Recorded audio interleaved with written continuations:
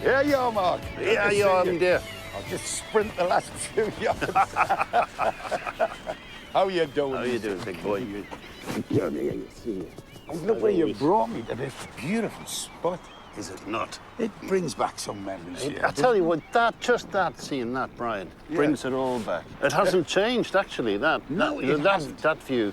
And I can still remember staggering over all those stones in order to try and get onto the beach. And even that's the same. Oh, there's the Rex Hotel. Yeah, The Rex Hotel. You know, everybody wanted to play a gig there on That's right. Was it Friday or Saturday? I think I can't remember. I mean, I can't remember. I remember going to see Lindisfarne there, you know. Yeah, that was a long time ago, yeah. This is bringing memories back. Oh, yeah. I mean, you must have played there lots of times, We Brian, did. right? We did. We played in pre-Geordie days. Yeah. And behind were the old Spanish city where we used to come. Why did you want to come here? I think this would be essentially the most powerful single spot that I would sort of brings it all together, the music and my early childhood, you know. This is where we used to come and colour coats a lot, which is just over there as well. Just a little bay next door. And the Spanish City, which is the fairground, of course, and there's something magical about it. It was the only place where you could hear music loud. It was like a drug for me then. When I was a kid, you couldn't get me away from that. I think my parents must have been terrified I was going to just run away with the fairground. You know, I mean, it was romantic. Wasn't it? It was exciting. And of course, to be working on the waltzes and impressing the girls, that was the gig, wasn't it? Springsteen was writing about Coney Island and Rockaway Beat and all of that. And I thought, well, one of the things that I wanted to do, you know, when you fall in love with rock and roll, it's all about American geography, isn't it? Yes. It's all about Route 66. And, you know, we all know the words to all of them. And so what I wanted to do, or to try to do then, was to try and put my little corner of the world into song.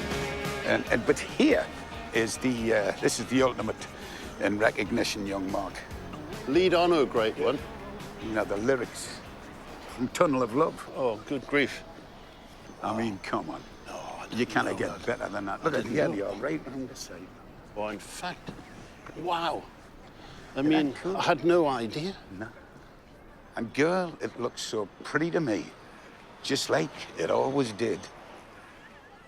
Like the Spanish City to me, when we were kids. Pop, pop. Very good. That's beautiful. The Carousel Waltz that I started that song with, that was playing on the radio all the time. Yes. And I used to be, I remember playing on the beach and trying to imitate the sound of the organ. Yeah. And so I just had to have it in the song to start the song off, to be there. That always brings me there.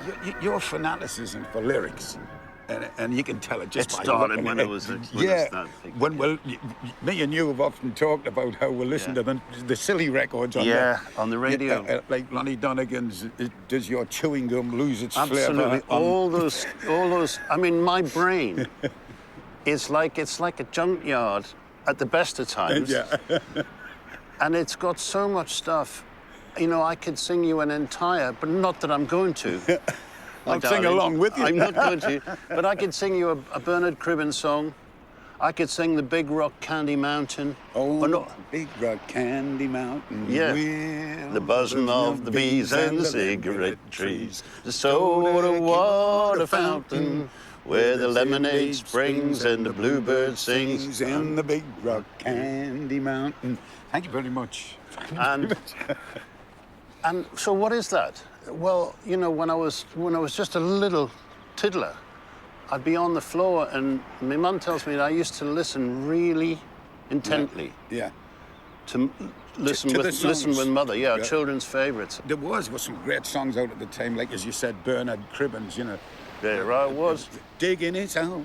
Down in the ground, surveying all around it was, and there was him standing up there so grand, and the fisher with his nose in the air. So again, him, I looked sort of sideways and I looked down the shovel and said, Willie, down the hill, put him in the soul, and he said, hang on, do you mind if I make a suggestion? Yeah. Don't dig there, dig it elsewhere. You're digging it round and it ought to be square. And The it's shape's so wrong, it's far too long, and you can't put a hole where a hole.